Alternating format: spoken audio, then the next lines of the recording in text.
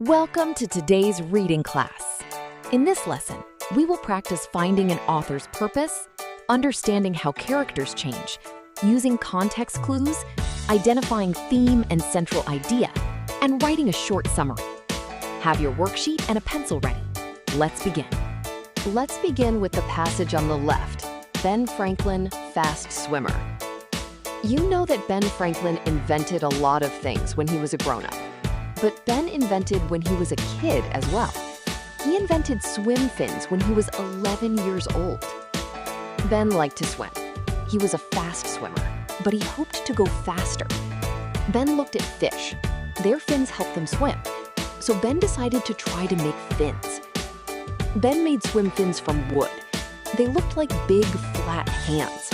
Ben put them on his hands and went for a swim. He swam faster, but his hands hurt.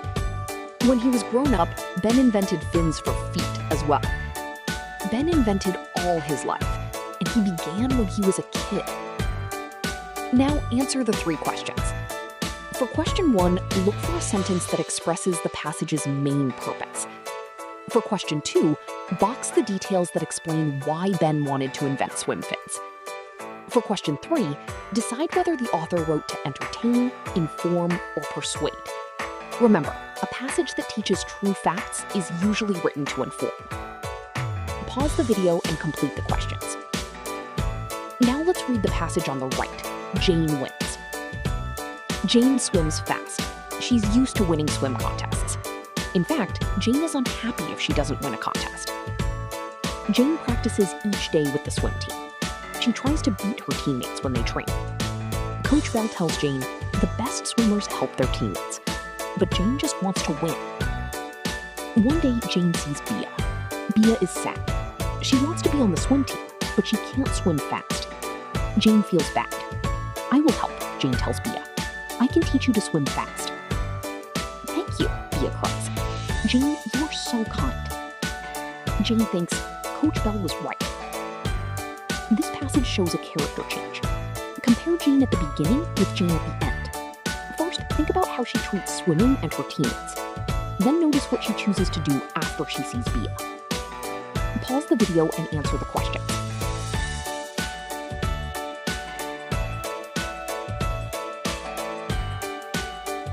Start with the short passage on the left. Henry walked to school each morning with his neighbor, James, whom he had been friends with for many years. One morning, Henry met James at the corner, and they began walking. "Where is your umbrella?" James asked Henry. "The sky looks so dark." "It's not going to rain," declared Henry. "I watched the weather report this morning." "Don't believe everything you hear," replied James as the first drops started to fall. Answer questions 1 through 5 using evidence from the passage. Remember that context clues are words and events around an unfamiliar word. Think about what a weather report gives people. Also consider what Henry did when he declared that it would not rain. The tone is the feeling or attitude of the passage. James is warning Henry, so think about which answer describes that attitude. Pause the video and complete the questions.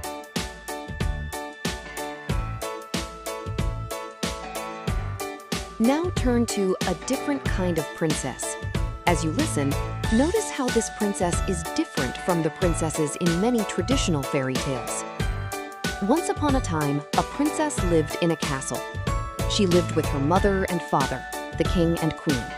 She had no brothers or sisters. As she grew up, her parents began to talk to her about whom she might marry.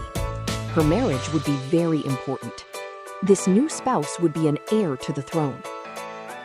Many princesses wait for the day they can marry a handsome prince. Yet this was no usual princess. She preferred her hunting clothes to any fancy dress. She wore her hair in a ponytail instead of having long waves topped with a tiara. She hated spending her days in the castle. She did not like to just sit around and do nothing. The princess always tried to find someone to take her out to the forest. She would ride a horse and feel the wind blow through her hair. She loved adventure. On this day, the princess did not want to talk about a marriage. She was not going to marry anyone that her parents had in mind. She was not even sure she wanted to be married at all. Today, she just wanted to ride her horse. She walked around the castle. Finally, she found a servant boy. She asked him to help her get a horse ready to ride. They talked a lot. The princess really enjoyed his company. The servant boy was surprised by the princess. He expected her to be snobby. He liked talking to her too. The princess wondered why she could not spend more time with boys like him. Why did her parents only introduce her to the sons of their friends? All this princess knew was that things were going to change. She was going to spend some time with her new friend. She was going to make her own decisions. She was going to be a different kind of princess. Notice that the title does not mean she is not a real princess. It means that her personality, interests, and choices are different from what others expect.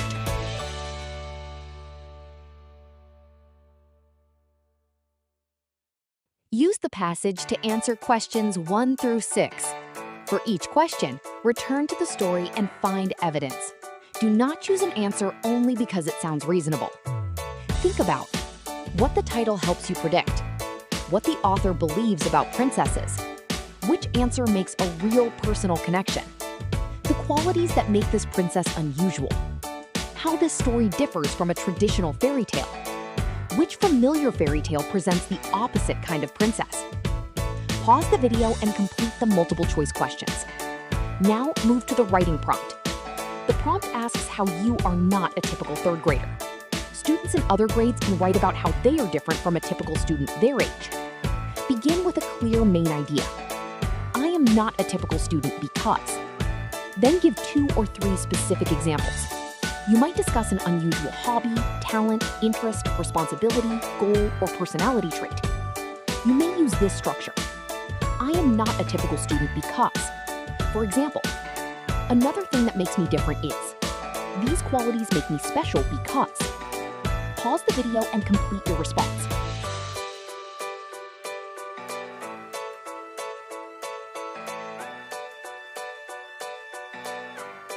Read the passage carefully. As you listen, think about this question.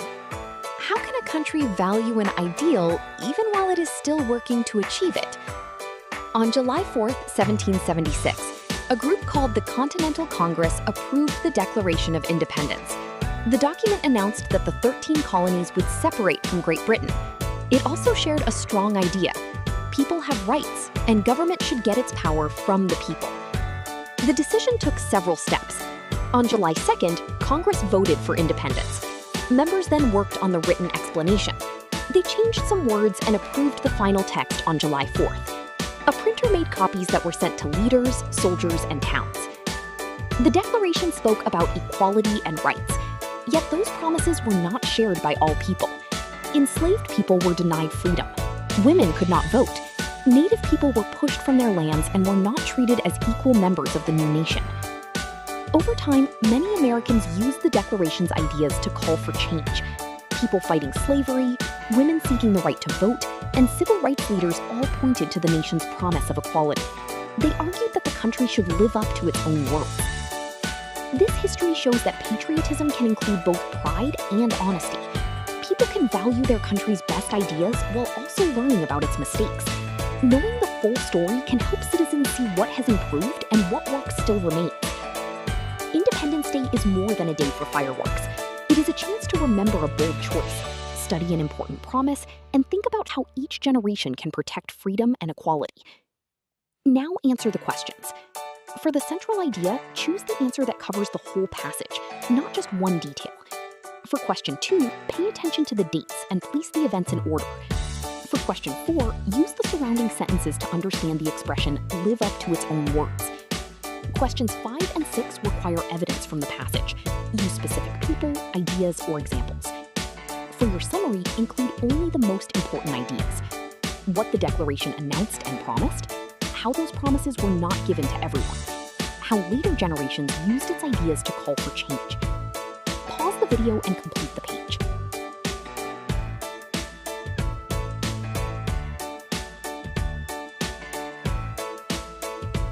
Let's check your work. Ben Franklin.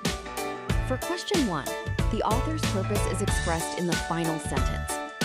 Ben invented all his life, and he began when he was a kid.